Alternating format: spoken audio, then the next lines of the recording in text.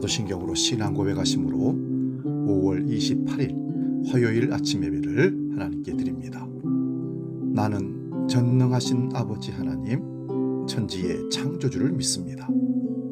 나는 그의 유일하신 아들, 우리 주 예수 그리스도를 믿습니다.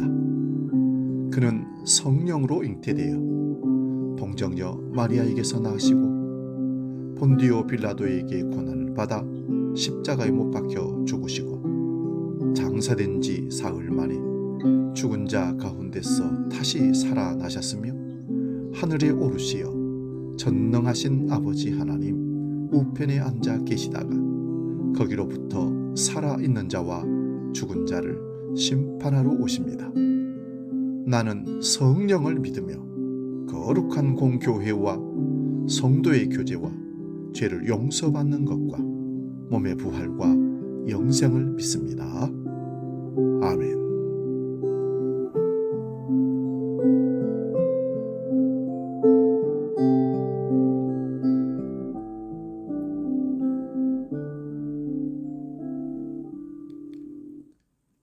찬송가 369장 죄짐 맡은 우리 구주 함께 찬송합니다.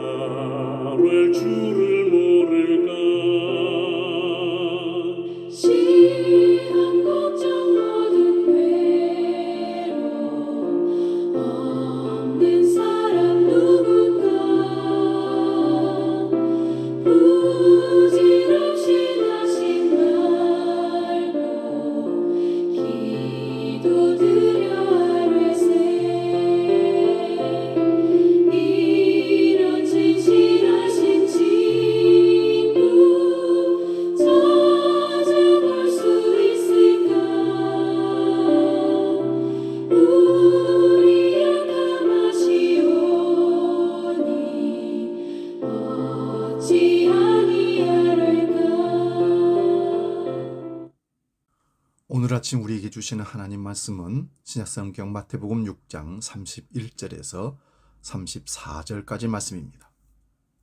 신약성경 구면에 있습니다.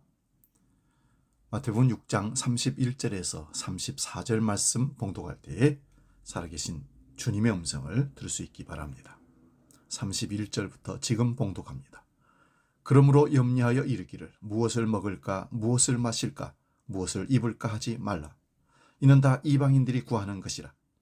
너희 하늘 아버지께서 이 모든 것이 너희에게 있어야 할 줄을 아시느니라. 그런즉 너희는 먼저 그의 나라와 그의 의를 구하라. 그리하면 이 모든 것을 너희에게 더하시리라. 그러므로 내일 일을 위하여 염려하지 말라. 내일 일은 내일이 염려할 것이요 한 날의 괴로움은 그날로 족하니라. 아멘. 오늘 봉독한 말씀으로 걱정 없는 오늘과 내일, 이런 제목으로 말씀 참고하면서 은혜를 나눕니다. 세계적인 동기부여 연설가인 노먼 빈센트 필 목사님의 이야기입니다. 그는 어느 날 이 친구 한 명을 우연히 길에서 만났습니다. 근데 그 친구는 표정이 잔뜩 낙담해 있었고 자신이 처한 비참한 상황을 털어놓으며 노먼에게 하소연을 했습니다. 친구야, 나는 불행한 인생을 살고 있는 것 같아. 어떻게 하면 이 고통에서 빠져나갈 수 있을까? 너무 힘들어서 이제는 지쳐버렸어. 노먼은 부정적인 생각에 빠진 친구에게 도움을 주고 싶어 이렇게 말합니다. 내가 어제 어떤 곳에 가보았는데 거기 있는 수천 명의 사람들은 모두 근심 걱정 없이 평화롭게 있더라고. 혹시 자네도 그곳에 가보겠나? 그래? 그곳이 어딘가? 제발 나도 그곳에 데려가 주게. 그러자 노먼이 이렇게 말했습니다. 사실 그곳은 공동묘지라네. 뭐라고? 그게 도대체 무슨 말인가? 공동묘지라니. 친구는 화들짝 놀랐고 그제야 노먼은 이유를 이렇게 말해 주었습니다. 내가 알고 있는 한 근심 걱정이 없는 사람은 세상을 떠난 사람밖에 죽은 사람밖에 없기 때문이지. 그러니 이제 고민은 떨쳐버리고 힘차게 살아가게나. 단 한 번의 근심, 걱정도 없이 인생을 살아가는 사람은 한 사람도 없습니다. 마음속은 아름다운 들판과 같아서 예쁜 꽃이 필 때도 있지만 때로는 군데군데 잡초도 자라기 마련입니다. 내 안의 근심, 걱정이 잡초와 같이 자라지 않도록 늘 밝은 생각으로 힘차게 살아가야 합니다. 예수님은 우리에게 걱정, 염려하지 않을 수 있는 너무나 좋은 말씀을 주셨습니다. 우리가 걱정, 염려를 하지 않기 위해서는 먼저 주님께 큰 것을 구해야 합니다. 오늘 주님께서는 그러므로 염려하여 이르기를 무엇을 먹을까, 무엇을 마실까, 무엇을 입을까 하지 말라 말씀하십니다. 이것은 염려는 다 의미가 없다는 말씀입니다. 왜냐하면 하나님께서 이미 다 아시기 때문입니다. 대신 우리에게 큰 것을 놓고 간구하라고 주님께서 말씀하십니다. 주님은 우리에게 엄청나게 큰 것, 바로 하나님의 나라를 위해 기도하라고 말씀하십니다. 하나님의 나라가 내 심령 속에 충만하기를 기도합시다. 하나님의 나라가 우리 가정 안에 충만히 임하도록 기도합시다.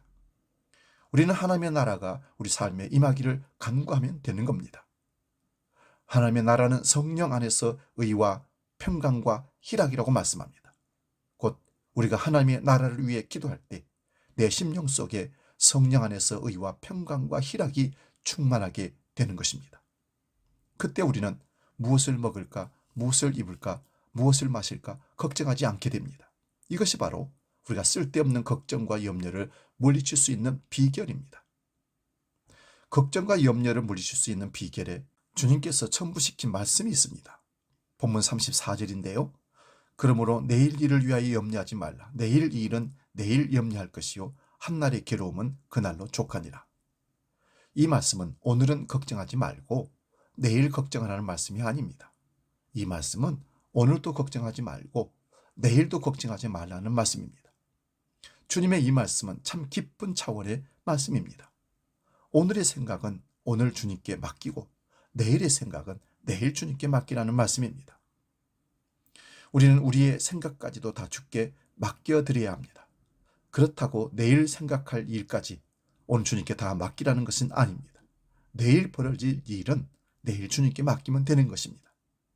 그때 염려와 걱정이 우리 삶에서 완전히 사라지게 되는 것입니다.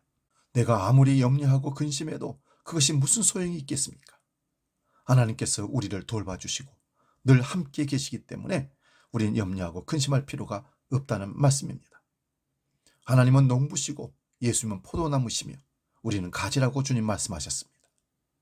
포도나무에 가지가 붙어 있기만 하면 농부 되시는 하나님께서 저절로 과실을 맺게 해 주십니다. 우리는 쓸데없이 염려하고 근심할 필요가 없습니다. 이 말씀이 우리에게 얼마나 큰 은혜가 됩니까? 내가 염려하고 근심할 필요가 없습니다. 우리는 모든 것을 다 주님께 맡기면 되는 하나님의 사람이기 때문에 그렇습니다. 다윗이 얼마나 큰 고통을 겪었습니까?